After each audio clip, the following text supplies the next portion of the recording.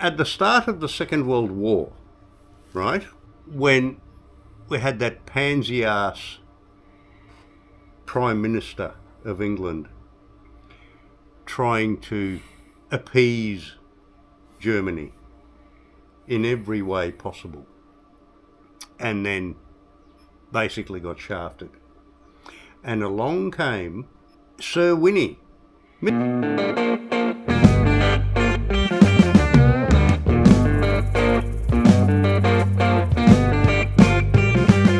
You're here with us in the Gunners Club. You're here with Gunner, of course, with Seuss. We're so glad you're with us. There is so much going on in the world at the moment. Donald Trump has just had his Liberation Day, effectively announced that he is making America wealthy again. Seuss, what are your thoughts on that? Okay, let me put it this way. At the start of the Second World War, when we had that pansy-ass Prime Minister of England trying to appease Germany in every way possible, and then basically got shafted. And along came Sir Winnie, Mr. Churchill himself, and he turned things around. Well, obviously not by himself, because, you know, they had their back against the wall and so forth.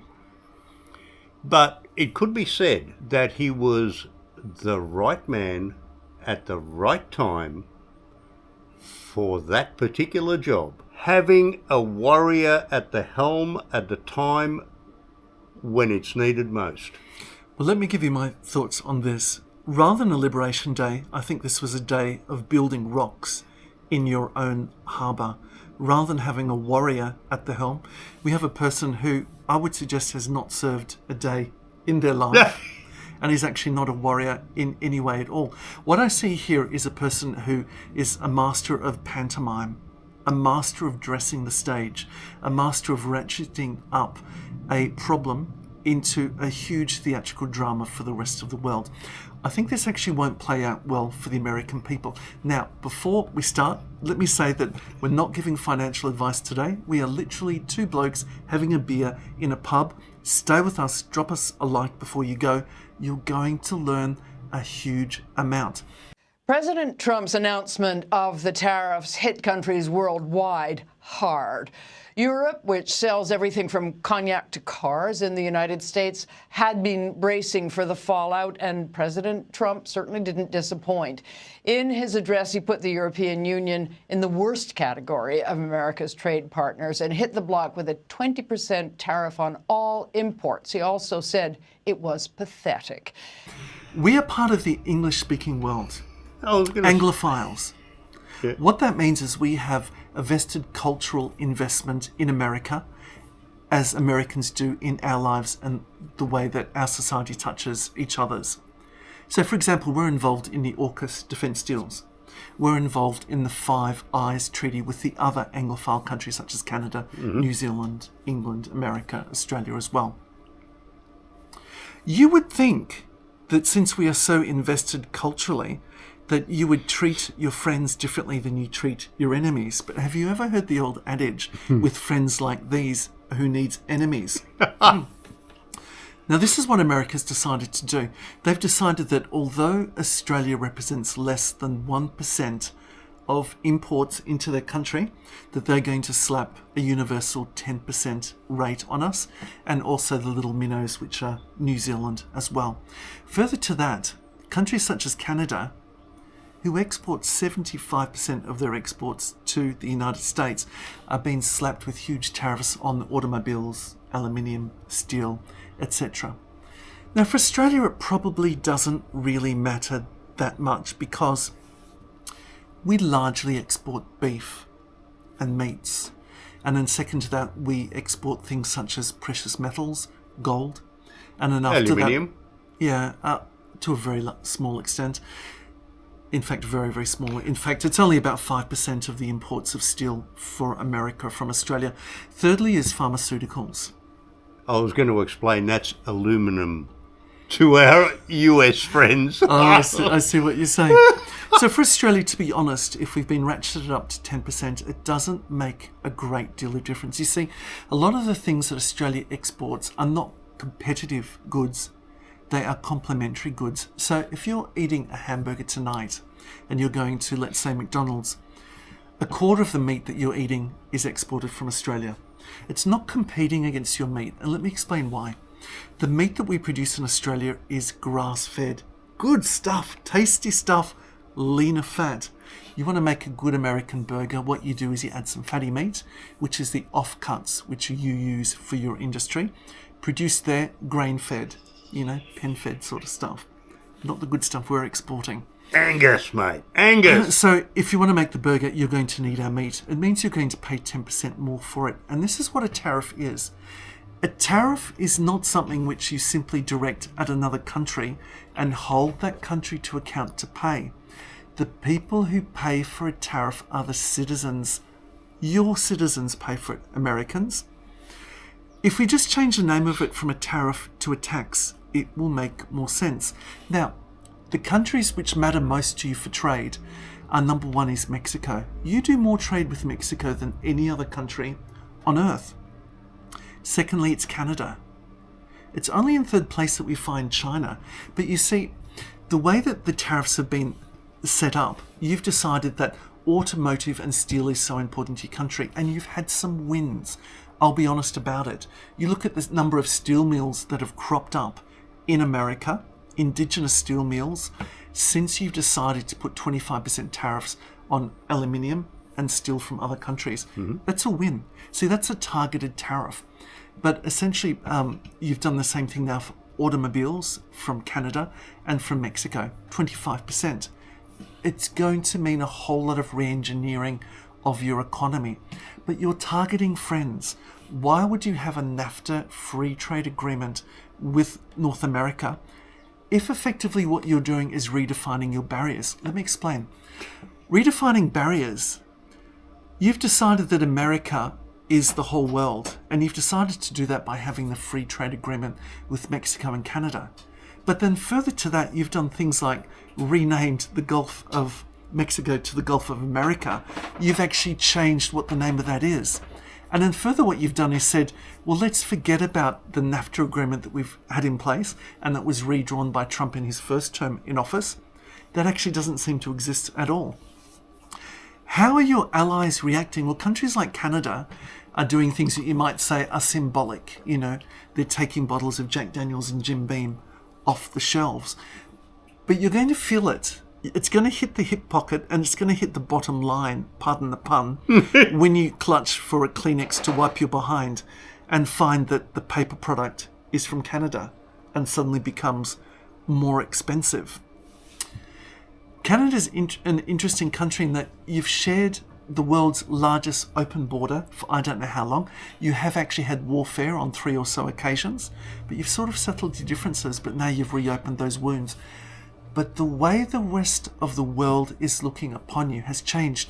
The way even the Anglophone world is looking upon you has changed. With China, you've announced only the other day an increase of tax of the 34%. That means if you're purchasing a widget from China for $100 US, it is now a landed price of $154.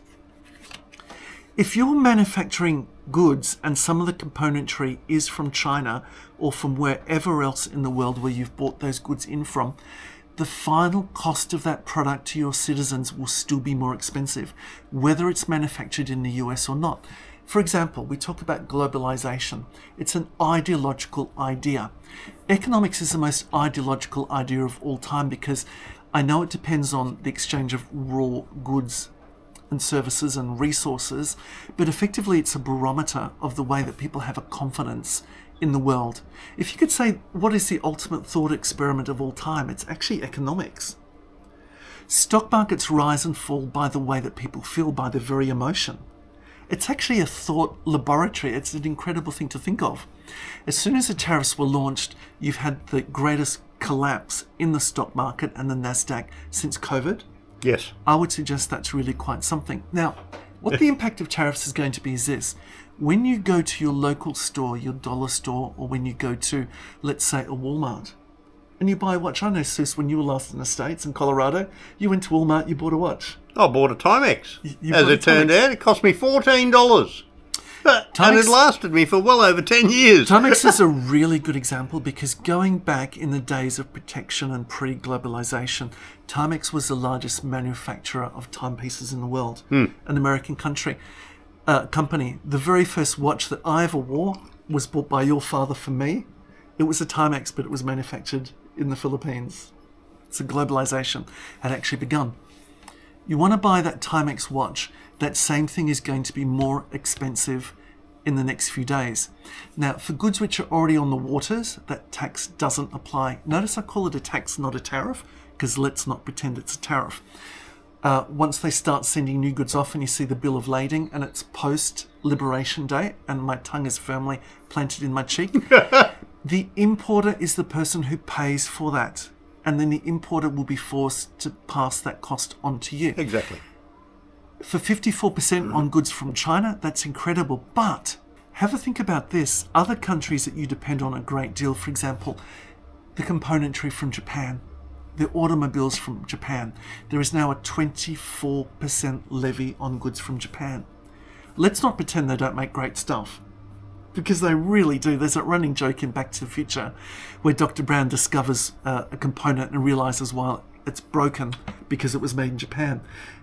And Marty McFly says, Doc, that's where all the good stuff is made. Mm-hmm. Well, suddenly that's 24% more expensive. This is going to permeate all of your economy. Even really large countries like China, there's a 26% tax that's been levied on it straight away. Now, other countries don't just sit by and say, we're going to let this happen. The EU, which at the moment has a deficit of trade with the EU, so they actually sell more to America. The EU sells more to America than they purchase, is a trading bloc of 450 million people.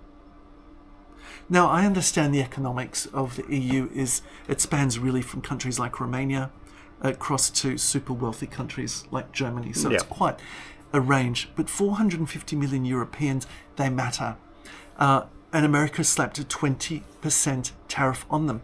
Believe me, it will be like when you go to the doctors and you get hit on the knee with the hammer. There will be a knee-jerk reaction. It will come.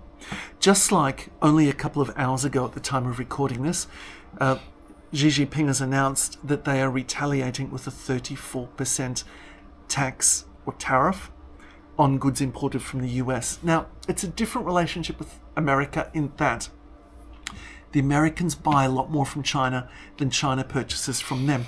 But it's so enmeshed in what they purchase. If you want today to produce an iPhone, the componentry comes from over 30 countries. Yep. You can't manufacture that at the moment in America. It's impossible. You need to have screens from Korea. You need some of the chip componentry from Taiwan and from Japan. You need some of the design from America. You need the rare earth minerals from countries like Australia. It goes on and on and on. And you see, it took about 30 years for globalization to properly occur.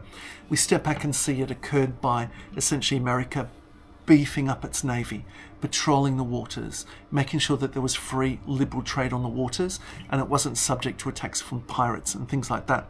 There was proper conduct of how the ships would be received and taxation, etc.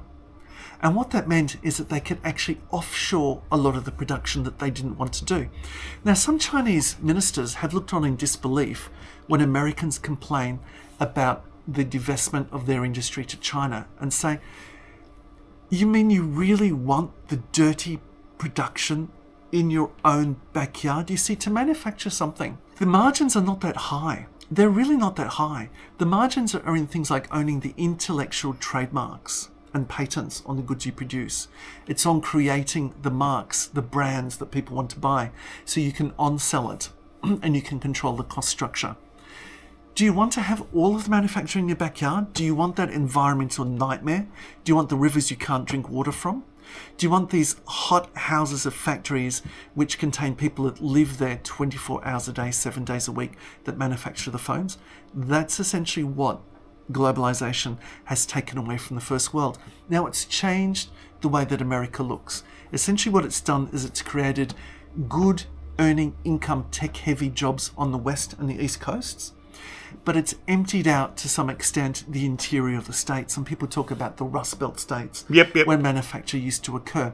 And what the idea of the Trump government is to have that return and to come back to the heartland of America. It sounds good, and emotionally I understand it, because I remember when we had car manufacturing in Australia and the pride when you could go to a showroom and there would be Australian-made cars, and I loved it and I felt that pride. And you know what? When Mitsubishi left Australia, the men who were working at Toolsley Park in Adelaide, most of them were unable to ever get proper employment again in their life, and that's essentially what's happened to a lot of Americans. But you see, with globalization, with labour, effectively what we're doing is we're having the working class compete for manufacturing on a world level against the working class of developing nations. It can't be done without erecting these tariffs. So let's say you want the tariffs. You want to bring some of this manufacture back. You're still going to have cars which rely on so many manufactured parts from Mexico, from Canada, from Japan, from Germany, from the rest of the world. The price of your cars in America is going to go up between $5,000 to $10,000 US per car. Pretty soon. I would suggest to you in the next couple of weeks, when you go to your Walmarts and you go for your stick of lipstick or makeup powders or whatever you buy, you're going to find a great deal of difference. So you see what's happening is this. It's a tax. It's a regressive tax. And regressive means it hits the people who earn the least, the very most. They're the ones who can't afford to pay for it. There is a counter argument to everything you just said, and I appreciate everything you said because it makes a lot of sense, right? But since Trump started trumpeting the fact that he's going to be... I like that expression. Yeah, trumpeting the fact that he's going to be increasing these tariffs, and he said that he's going to do it in a reciprocal way. Mm-hmm. If they... Let's call it tax because, That's what it is. but tariff, but okay, let's call it tax. If they're going to tax us, we're going to tax them. Okay. Mm-hmm. To me, that only sounds fair. Okay. Uh-huh. Now, since he announced that, and since he's been trumpeting that, he has got, to date, about $1 trillion worth of investment into America from all different, not only just countries, but industrial sectors, already saying that we don't want to have to pay these bloody tariffs. This is bullshit. We're not doing that. We're going to build a manufacturing plant here in America, give you guys a shit ton of jobs. We don't have to pay the tariffs. Hey, baby, let's go. So there's a couple of ways I can answer that. For a start, the idea of levying tariffs on countries by saying it's a tit-for-tat measure doesn't make a lot of sense. It doesn't bear scrutiny. For example, for Australia, we've been levied with a 10% tariff, which really won't impact us all that very much. No, that's right. But it's been levied because we refuse the import of beef from America, which has been found to contain mad cow disease. Secondly, with the beef from America, they cannot reassure us if that beef is actually American, produced as in from the USA or from Mexico or from Canada. Good so point. The control's not there. But one of the reasons for the 10% levy is that we have a goods and services tax. It's like the VAT in England. Every time you purchase something, there's a 10% tax on that, even if it's produced in Australia by Australians. There's a 10% tax on it. He says that's unfair because it also applies to American produce. Well, then clearly if it's a blanket tax, it's not unfair. But that's a justification. If we have a GST of 10% for Australian-made goods in Australia, and it applies to American goods as well imported, then we should also have a 10% tariff against us. That bears no scrutiny at all. The wizardry of how he's come up with this formula is to say, if there's a trade deficit, we divide that by the amount of exports from America, and the carte blanche, that's the way that we do it. Well, with Australia, they actually have a trade surplus. What that effectively should mean is that they should levy a tariff against themselves for everything they export to Australia. It doesn't bear any scrutiny. In terms of how it works, if the idea of the tariff is to protect specific industries, it can work. But let me tell you what the reason is for it. And it won't work for the simple fact that, like I said with the iPhone example, there is so much globalization. It affects so many industries. And when you start to tariff one component for something you manufacture and create more value on in America, there's still an increase in the price of that to the end consumer. And I've just about lost my point there. That's like a boob. Did you know that? No. Did you know that? Because, seeing we're talking about points, did you know that a boob without a nipple is pointless? And that's why I stay around for the hard-hitting discourse. Mate, that's why we're here. It's a funny thing to think about tariffs and what America's trying to achieve, because essentially what they're going to do is to isolate themselves from the rest of the world, and they're going to create a trade war, a retaliation. And what that means is that not only will the costs go up for the consumer in America, but inflation will go up and interest rates will necessarily have to go up as well. Now, that's a trigger that the Reserve Bank in Australia has used a lot. Whenever inflation gets out of control, they increase interest rates because they say prices are going up. The only lever that we have to control prices is to increase inflation. Now, you increase inflation, essentially you make it harder for the working person to continue at all. Now, at the moment, think of this.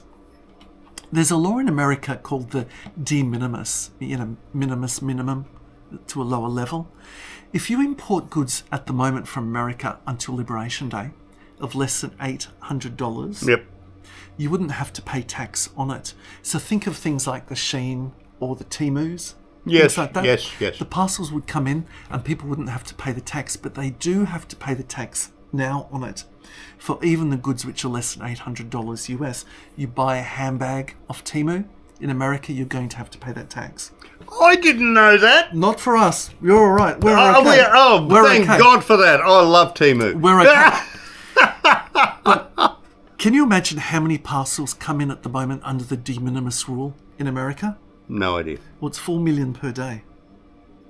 So this is going to affect people on every single level, and it's been proven statistically. These things are being bought by the people who are the lowest income earners. So they're trying to basically handle their cost of living. And you do that generally by outsourcing and getting people to produce who can do it for the lowest cost. By that many million people, okay. To what total value do we know? Well, like I said, de minimis, so it's under $800. Yeah, per unit transaction. But I'm talking about, so what does that add up to as a... Do we know? That I can't. Well, I can say it in terms of the entirety.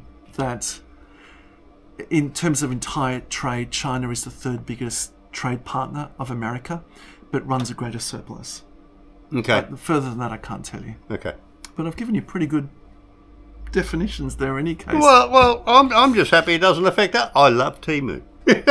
So how will it affect Australia? This is what I see happening. And again, we're two guys at a pub. Okay. With I've got to tell you, some jolly good drinks. Oh yes. We're not going to be affected by things such as the de minimis rule. We haven't applied a retaliatory tariff on America because to do so would be pointless. We don't purchase a great deal of goods from America. What we do purchase tends to be to a large extent your services, your films, your software, that sort of stuff. Yep. We're not going to start a trade war with America, but it's going to change the way that we feel in our hearts as English speakers, as people who have been involved with every one of your wars. And we're both saying that as ex-soldiers. Yep. It affects the way that we feel emotionally and spiritually towards America. It's going to affect the number of people that go there on holidays. I've worked for an American firm. I've always had warm relationships with Americans. Love the country, love the culture, love the people, love the music. Okay? But it changes the way that we feel in our minds. Life will get easier probably for Australia. It'll get harder for you. It'll be easier for us because we haven't gone through a trade war. And secondly, these people who are directing their goods to American markets and suddenly can't sell there are going to be looking for alternate markets, and there's going to be a price war. Think of automobiles. If you're selling an EV from China to America, there's a 100% tariff on it. If you're selling an automobile from any other country, it's a 25% tariff. If you're selling goods from Japan, there's a 24% tariff now. Or from India, don't laugh, we're purchasing things like rice and stuff like that from India. We're purchasing more and more cars from India. Well, that's right. And food is not a laughing matter. This is serious stuff. Trade is all about the things that you need to keep body and soul together. That's what it is. So they're going to be seeking alternate markets. For us as importers, it means that effectively life will probably be cheaper. It means probably that we believe there might be an interest rate reduction loaded in the canon of the Reserve Bank at the moment. It'll probably still go ahead. We're hoping because of that. What it might mean is that for producers in Australia who are selling to America, that 10% probably won't make a big deal of difference. But if they're seeking alternate markets, there's probably going to be more competition with the rest of the world directing their goods to those alternate markets as well. America's decided at the moment they're not going to tariff our gold. At the moment, they're not going to tariff our pharmaceutical products. And as I said before, for precious stones, coins, gold, it's the second biggest export to the US. Pharmaceuticals is number 3. So that's how I think things will shape up. It's going to be a really interesting few months to see what's going to happen. I was talking with a friend last night in Greece. For them, they've been hit with a 20% tariff. For Greece, it affects things like the export of feta cheese, olive oil, things like that. And the people who tend to buy it tend to be people of Greek culture in America who will buy it because it's Greek in any case. I would love to know your thoughts. If you're American, if you're Canadian, I really want you to reach out for us. And I know our mate and viewer Aubrey will probably reach out. Yeah. Well, and rightly so, because we're so reachable. And we will always answer your comments. Thanks for joining us. If you like what you see, like, subscribe, join us for more adventures. And we'll catch you on the next one, guys. See ya.